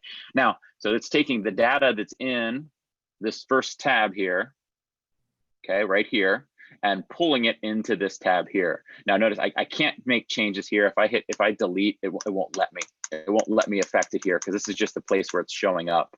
But I can come back here and change Katie's name. Maybe I spelled that wrong. Maybe it's actually K-D-I-E. It's not. But then over here, it automatically updates to have the I-E in there. So I can automatically have that updating as I go through and make different changes. So you can update the source, and the destination will update as well. Now and this will be the last thing I show so we can get some other show and tell in.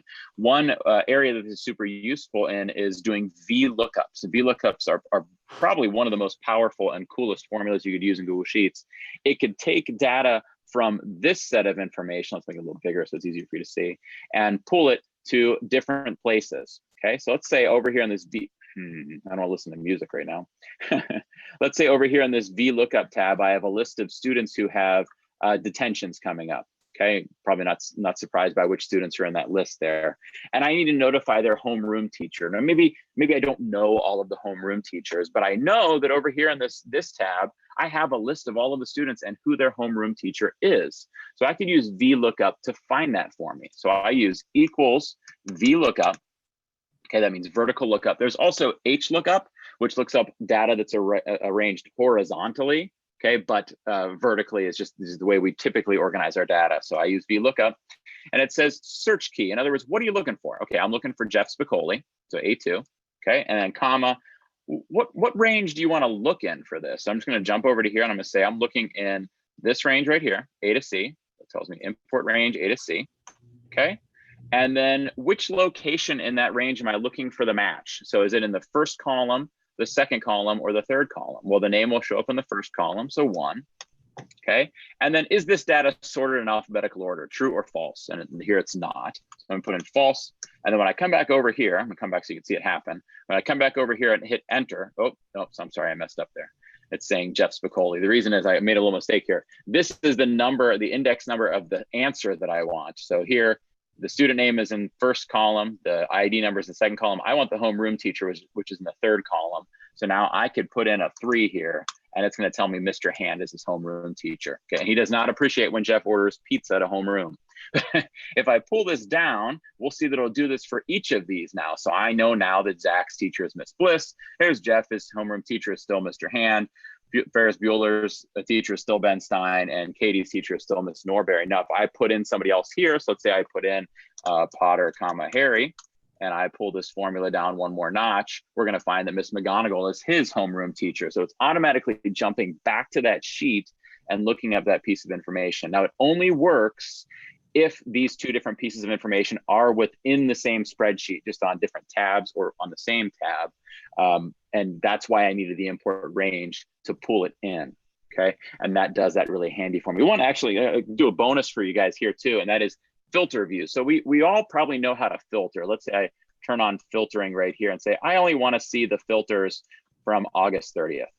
Or the detentions for August 30th. Now that's wonderful for me, but if Eric is on the other end trying to look at this spreadsheet and he was looking at the ones for tomorrow or the 31st, he can't find them because I've now filtered them out. So instead of doing that, instead of doing a filter like that when it affects somebody else, what I like to do is what's called a filter view. So click this little drop down here and click create new filter view, and you see how it puts this black bar around everything. And I can give it a name, and I'm going to call this August 30th. Okay, and I'm going to filter right here down to just August 30th. But if Eric is looking at this spreadsheet on his end, he's still seeing August 31st. Let me prove it here. So let me duplicate this tab. And in this new version of the tab, let's see if the filter view pops up. It probably will. Yeah, there's the filter view. I'm going to exit the filter view. And in this tab, I can still see everything. But in this tab, I still see the filter view. That wouldn't work that way if it was just a filter. It would just show me the same filter in both tabs. Now, the extra nice thing here is now I can close this filter view and come up here to, come to this little filter drop down here. And there is that filter view. Okay, so I can come back to that whenever I want to. And the super nice thing about that is if I click on it, we'll notice up here in the URL that here at the very end of the URL, it says and FVID. So filter view identification equals. So this number here, this part of the URL will send me directly to this filter view. So if you need to say to a teacher, I want you to just look at your data in here, you can make a filter view for just that teacher and send it to them. Or, hey, you're in charge of detentions for August 30th. Here's a filter of just the kids you're getting. Now, they can click the X and see everything else in the spreadsheet, but it does trim that information down, so just seeing it. There's a billion things, as you can tell, that I would love to share with you guys about spreadsheets, but these are just some of my very favorites that I think when I show people, they're like, whoa, that's awesome. I like, now I could use filter views, because I always hate when I'm working in a school and I'm looking at a certain set of data and my filter messes up somebody else's view, or their filter messes up my view. But all of these other formulas too really helps be proficient in there. And again, last thing I'm gonna do here, I've got the link prepared here. I'm gonna copy this link and I'll pop this link right into the notes so everybody can get to that and look back at these formulas and things like that. Well, that is fantastic. Thank you so much, Jake. And if you get a moment, Jake, I do know there were a couple of comments in the YouTube chat. And if there's something there you want to either respond to or take note of, I see Dan had a comment about named ranges. And so I didn't want to put you on the spot, just wanted to give you a heads up. That's a great one. So Dan, that's a great point. So what Dan's talking about there is in this situation here, when I had to bring in this, where am I at? It's my range here, import range here. When I had to find this certain range name right here, or here in the, I forget where the other place I was doing that at was, but there were two different places where I was bringing it in, and I had to figure out how do I type this information in here, and I had to do that quotation marks and the sheet name and everything like that. What he's saying is that you can actually select a certain area of a form of, I'm not showing my screen here, am I? Put my screen back up there. What Dan was saying there is that in this situation here, when I had to type in the name of this range here, instead of figuring out exactly how to type that in, I could just actually name my ranges. And so I think, Dan, you might have to correct me here. I think I click it, I right click on it, and it's not get linked. Oh, define named range, I believe. Yeah, and then I can give that range a name, and I select what area it's going to be. So right now it's column A, and that will let me reference that a little bit easier. So I can give it a name like, I don't know, detentions or whatever. And then I just have to type in that name range. Makes it a lot easier than going through and doing all that, you know, figuring out what tab I'm in, what sheet I'm in, what rows I want, what columns I want, to type it all in. I can just name the range in advance. Well, again, the other questions here. I think that is fantastic. Yeah, take a look and see if you see anything else in there. I'm going to go ahead and I was going to switch over to sharing the screen too, but let's see if there's any more. There's a star saying I'm using conditional formatting and have a color code for when the word is entered. Only does that sell? How do you do the whole row? Oh yeah, that's a great one. I don't know if you wanted to show them that. I've played around with that a little bit in the past as well too. That's a nice one. But if you've got that handy. Yeah. So if I go in here. Oh gosh, the whole row. You know, Star, I've always got to look up that question there. I do it too. It was Ben Collins has. Yes, Ben Collins is fantastic. So benlcollins.com. He has a wonderful blog post on that. And I do the exact same thing. You know, if you do a quick search there, he's got one on conditional formatting in an entire row. I'm trying to remember, I'd have to look it up as well, just like you're doing. And I've used it whenever I do like, oh, I've got this one that I was inspired by. I think Amy Rodinger had done one, and it inspired me where it was like a task checklist that as you go in and check things off, it highlights the whole row and, you know, crosses it off as being done. And I used that that approach that Ben shared for that. And so I guess the question is, if you want to take a moment and look that up, we can chat about a few other things, and then you can give us the answer to that, because I don't remember it either. Sounds good. So we'll divide and conquer here. I'm going to go ahead and share my screen again. So give this a moment to pop back over here, and let me make sure that's coming up okay. Good, looks like it is. Excellent, just making sure, double checking. So while Jake is looking that up, Stephanie and I are gonna do just a little bit of chatting here about some other show and tell items. And again, we may not do every single one here. Doesn't mean they're not valuable. Please click all the links here just for the sake of time. We all have lives we need to get back to. And so we're going to be very careful that we do not go beyond the 3 o'clock time, maybe not even quite that long. But we always try to keep it between 1 and 3 for this particular meeting. So in the show and tell section, I'm going to go ahead and mention a couple of quick things at the start here, and then I'll turn it over to Stephanie, give her a chance to look at what she wants to share in there. The first 2 bullets in there are some things from my blog. The first one was one I did this summer when I was doing a training at I believe this was the Great Plains Summit in Lincoln, Nebraska. And I wanted to try something a little different than much like Jake. Most of my sessions are, what's a creative way to use technology in the classroom, you know, and that's what I love that stuff. Well, another thing though that I'm passionate about is is work-life balance and emotional health and mental health and well-being. And that's something that I've been focusing a lot more on in the last few years and starting to share more about. And so I did do a blog post. I haven't really pushed this one out much yet. I'll probably do a podcast episode to go along with it here shortly, but it was originally created for that training. And so if you follow the link here, it'll take you out to a post I did back in July on digital well-being.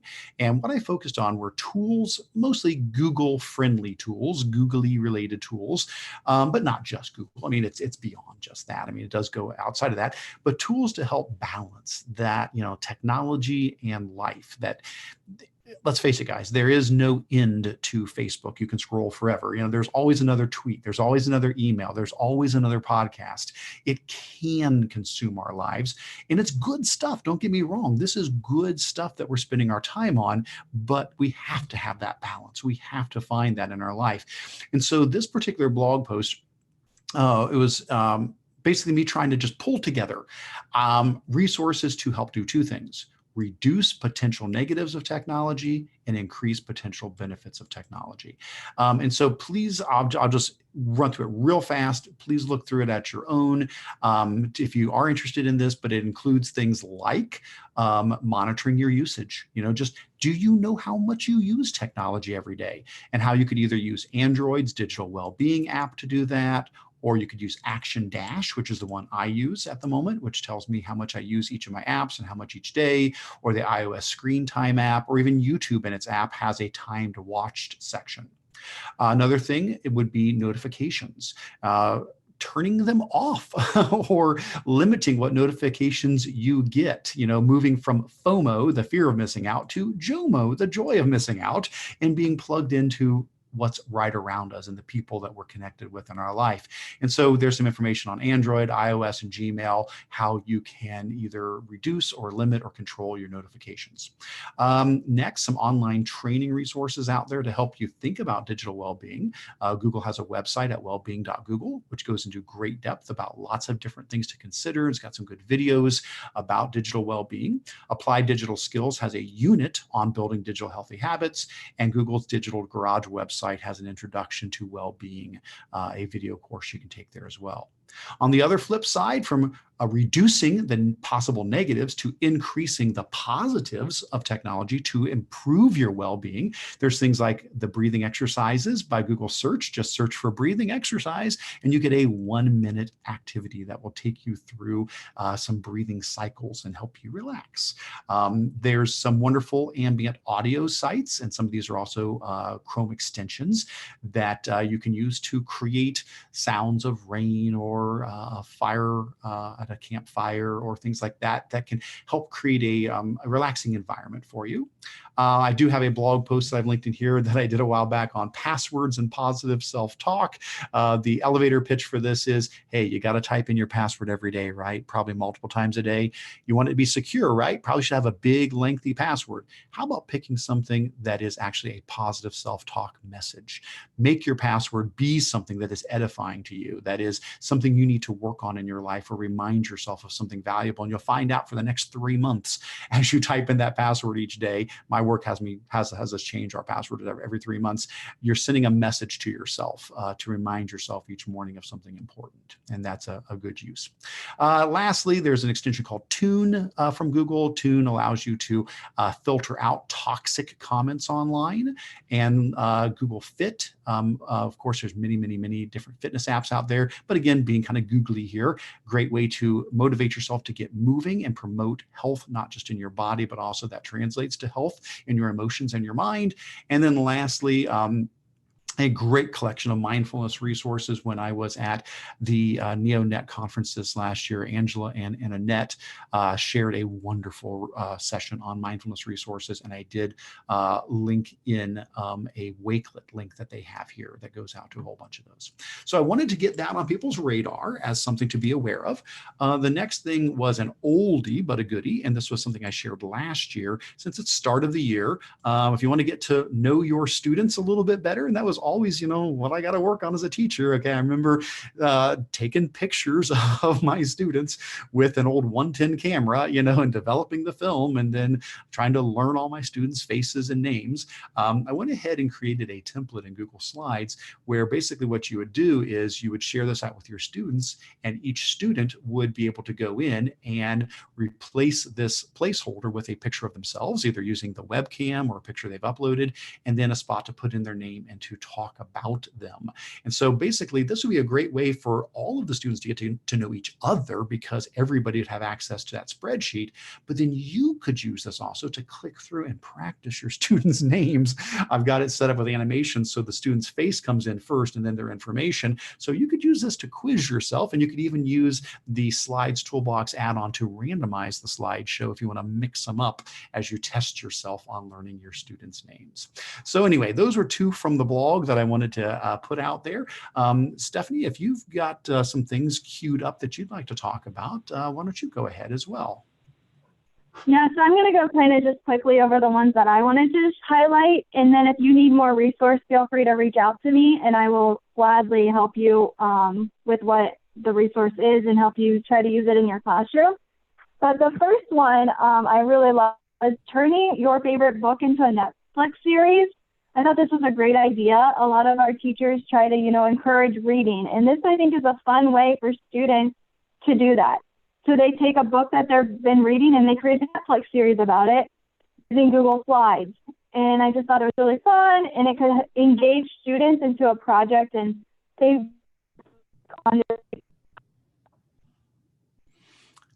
Yeah, that is excellent there. I love that template. What a neat way to engage kids.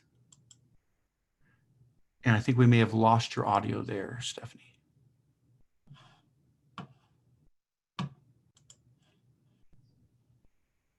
Okay. We'll give you a chance to pop back there, Stephanie. I think we've lost your audio. Just heads up. I'm not hearing you at the... Oh, on that same topic. There you go. And it's just a really good for teachers and students to personalize their learning, and it's easy for teachers to manage. And then Slack, this is a really, really cool one. With Slides, it's show the whole picture comes up, and students having to word.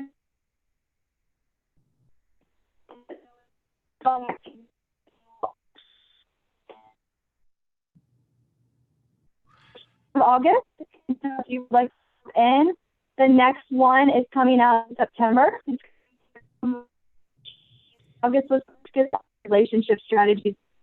Use depth of knowledge, and there's different levels to improve student learning. So if you would like to join, the resource link is there. It's a website. It goes over, I picked topics, and then you can view more resources on the drop-down menu for August, and then September will be opening up very, very soon. And so if you would like to jump on board, I'm looking for feedback. So any feedback that I can get from you would be amazing. And then the final one I wanted to share was we have a lot of EL students this year, and it's a Google Slides add-on. So this is really cool. You have your Google Slides, the students open up this add-on, and it translates into different languages. And then they're able to follow along with the Google Slide that's in English. I thought that was a really helpful add-on that I found. That is excellent. And Stephanie, a heads up, there was just a little bit of a spot there where you did cut out a little bit on the audio in the middle, but I tried my best to follow along with you. I just didn't know if you were aware of that. There was just a little bit of an audio cutout, but we did hear most everything you shared there. I think we lost you just a little bit when you were talking about the slide reveal. Okay, which, I can go over that real quick. Yeah, go ahead. I'm bringing it up again right now. And okay. So I just wanted to give the gist on that. So with slide reveal, it's kind of like stop motion video. I know Jake's really into that, but you just show pictures at a time, and you slowly reveal the picture before students have to figure out the word. So, you could gamify this. The less pictures that they see, they get more points. And so I could really see this being fun with vocabulary. Yeah, excellent. And so basically, yeah, this template, you just make a copy of the template, and all you have to do is go in and change the background. You can either use the change background feature, pick a new image and add it to the theme so it puts on all the slides, or you could go in and edit the master, and from the master change the background there, and that will change it for all of them. And then as you play through those, it will one by one remove the squares covering the background until you see it. Very nice. Thank you for mentioning that. And then Jake, you had mentioned that the Slides Translator add-on is actually from John McGowan. Oh, well, that's wonderful. John McGowan, as in the John McGowan who created GMath, which became Equatio, I assume. Yeah, same one and only. And I think his Twitter handle has actually changed now to Auto Magical Apps. It just happened a couple days ago that he started tweeting out from that address and Great. Unleashing these new add-ons and things. Talk about an interesting connection there. John McGowan was one of our first guests on the GEG Ohio meeting many years ago. Back when it was Anthony Luscre and myself doing this, we had John McGowan on as a guest, just like you're doing, Jake. So full circle now, huh? Full circle, and we mentioned him again. So with all that said, I know we're getting close to the end here. And Stephanie, it sounded like you were mentioning those were all the ones that you had wanted to mention. If there is something else, please do jump back in on that. The only thing I was going to mention was I did love this link that got put up recently about student choice and voice digital templates. This one, I think these are all from Tommy Spall, I believe. He's been doing these for years. They're a variety of them he's just finally put together in one blog post. He's done posts on these in the past, but he just pulled them all together in one place. And it's basically either Google Drawings or Google Slides that then you can make copies of, and they include things like a Fortnite themed student choice board, or one that I think he's got one that's more like a restaurant menu. And they're just great to make copies of and use for when you're wanting to create some student choice menu boards. And I just was appreciative that he put them all in one place. But I think, Jake, you may have had a chance to get a question answered that was hanging out there about the conditional formatting. Yes? Yeah, I could share that really quickly. Like I say, oh, you're sharing, so I can't share. I'm stopping. There you go. There we go. Perfect. Like I said, I had to look it up, and this is some of those things with spreadsheets. No matter how good you get at them, sometimes you just gotta look them up every time to be able to figure out how to do it. Same thing. And so, in conditional formatting, which is a powerful thing for people to learn how to do, this is the way to format that formula. I could barely even explain to you why that's the way it should be. It's magic. Right, exactly. So I've got it applied to columns A through C, as you can see right there. And then I've got selected custom formula is, and it's this equals $ C1 equals, and then for example, for this one, I did Mr. Hand. So what it's going to do is any area inside of A1 to C1000, if the value in column C for that particular row, so the 1 is changing, that goes back to that $ I talked about earlier, where the $ is locking the C, but not locking the 1. So if the value in column C is Mr. Hand, it's going to highlight them all. Now, if I change this to A1 to D1000, you'll see the highlight go one notch further. So you decide how far you want that highlighting to go. But like I said, just bookmark that link from Ben Collins. From benlcollins.com. Yes. Yep, totally. Awesome. Well, I will go ahead and share my screen one last time, and we'll do a last call here for any questions that people have. What I'm going to do is just a little wrap up here to hit a couple of key things, and then we'll give Stephanie and Jake one last chance if there's anything that they need to share. So as we do start to wrap up, my reminders to you guys are a couple of key things. First of all, everything can always be found at bit.ly/GEG Ohio. That'll take you to our GEG Ohio website. Now, I say everything, there will be more things showing up here as we continue to work on this. At the moment, it's mostly a link to how do you join the Google Plus community, or how do you join the email distribution list, and also how do you get to the monthly meetings with the videos and the agendas. Having said that, I know Stephanie's got a lot in the works. We're going to be taking the audio of this and turning it into a podcast. And so we'll have some information on there about how you can get this as a podcast as well once a month. And of course, the video will always be on YouTube. So if you prefer to watch it there as well, we're just trying to put it out in as many formats as possible.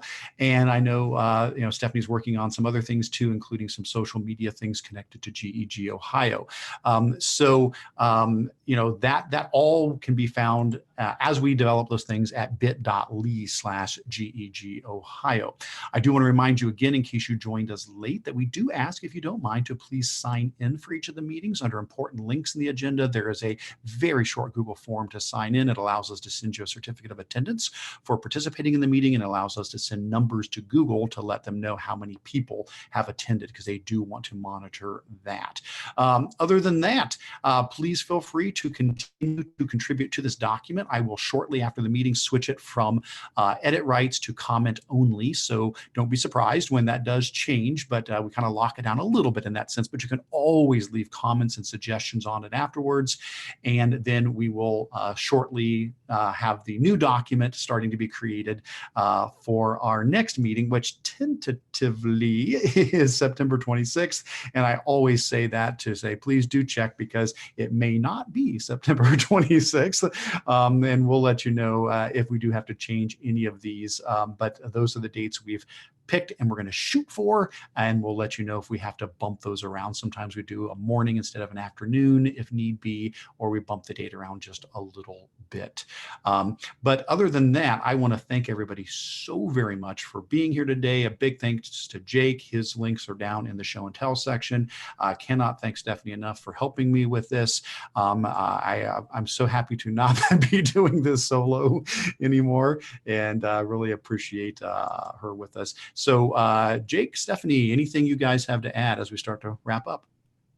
Just a thank you from me. Thanks for having me, and everybody out there in the classrooms and in the schools. Thanks for your hard work. I know this is a hard time of year, but it's great that you guys continue to come on to things like this and continue to learn, so we can do best for our students.